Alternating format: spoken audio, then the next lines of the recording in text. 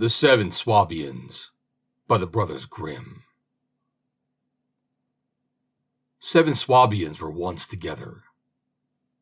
The first was Master Schultz, the second, Jackley, the third, Marley, the fourth, Jurgly, the fifth, Michael, the sixth, Hans, the seventh, Wheatley. All 7 had made up their minds to travel about the world to seek adventures and perform great deeds. But in order that they might go in security and with arms in their hands, they thought that it would be advisable that they should have one solitary, but very strong and very long spear made for them. This spear, all 7 of them took in their hands at once. In front walked the boldest and bravest, and that was Master Schultz. All the others followed in a row, and Wheatley was the last. Then it came to pass one day in the haymaking month, July, when they had walked a long distance, and still had a long way to go before they reached the village where they were to pass the night, that as they were in a meadow in the twilight, a great beetle or hornet flew by them from behind a bush, and hummed in a menacing manner.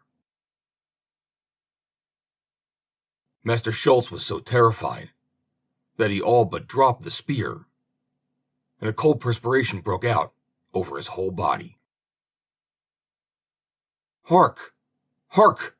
cried he to his comrades. "Good heavens! I hear a drum!"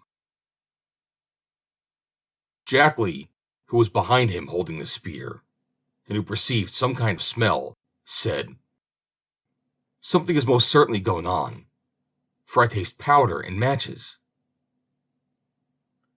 At these words, Master Schultz began to take flight, and in a trice jumped over a hedge. But as he just happened to jump on the teeth of a rake, which had been left lying there after the haymaking, the handle of it struck against his face and gave him a tremendous blow. "Oh dear! Oh dear!" screamed Master Schultz. "Take me prisoner! I surrender! I surrender!"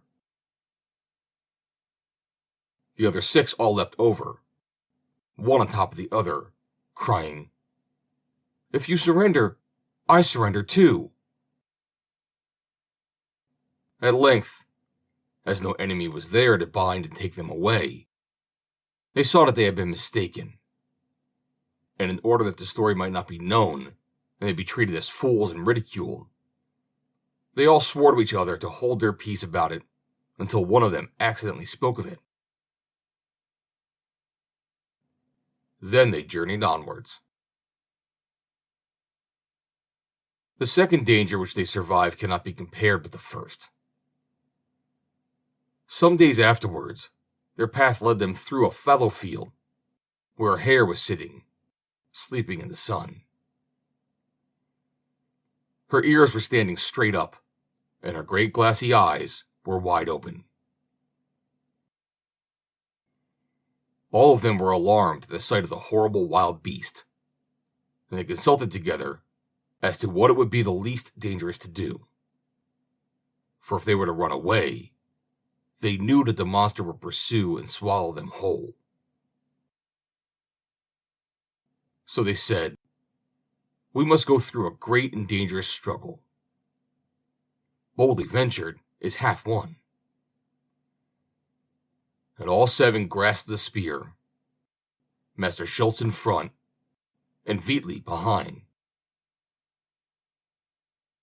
Master Schultz was always trying to keep the spear back, but Wheatley had become quite brave while behind, and wanted to dash forward, and cried, "Strike home in every Swabian's name, or else I wish ye be lame." But Hans knew how to meet this, and said, "Thunder and lightning, it's fine to prate, but for dragon hunting, thou art too late." Michael cried, "Nothing is wanting, not even a hair. Be sure the devil himself is there." Then it was Jergley's turn to speak. "If it be not, it's at least his mother, or else it's the devil's own stepbrother." And now Marley had a bright thought, and said to Wheatley, "Advance, Wheatley, advance, advance, and I behind will hold the lance." Wheatley, however, did not attend to that, and Jackley said, "'Tis Schultz's place, the first to be. No one deserves that honor but he." Then Master Schultz plucked up his courage and said gravely, "Then let us boldly advance to the fight, and thus we shall show our valor and might." Hereupon they all together set on the dragon.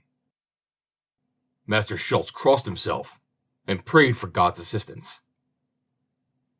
But as all this was of no avail, and he was getting nearer and nearer to the enemy, he screamed, "Oh, oh, ho, ho, ho," in the greatest anguish.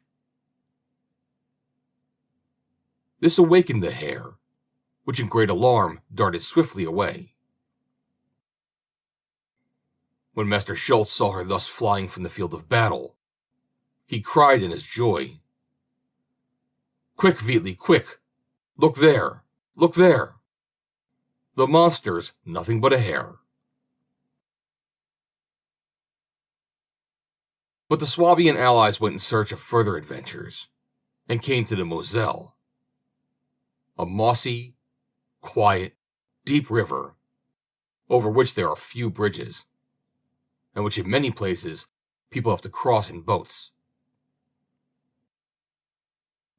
As the Seven Swabians did not know this, they called to a man who was working on the opposite side of the river to know how people contrived to get across. The distance and their way of speaking made the man unable to understand what they wanted, and he said, "What? What?" in the way people speak in the neighborhood of Treves. Master Schultz thought he was saying, "Wade, wade through the water," and as he was the first, began to set out and went into the Moselle. It was not long before he sank in the mud and the deep waves which drove against him. But his hat was blown on the opposite shore by the wind, and a frog sat down beside it and croaked, "What? What? What?" The other 6 on the opposite side heard that, and said, "Oh ho, comrades! Master Schultz is calling us. If he can wade across, why cannot we?" So they all jumped into the water together in a great hurry, and were drowned. And thus, one frog took the lives of all 6 of them. And not one of the Swabian allies ever reached home again. The end. Read by Joe DeNoia, Somerset, New Jersey. June 12th, 2020.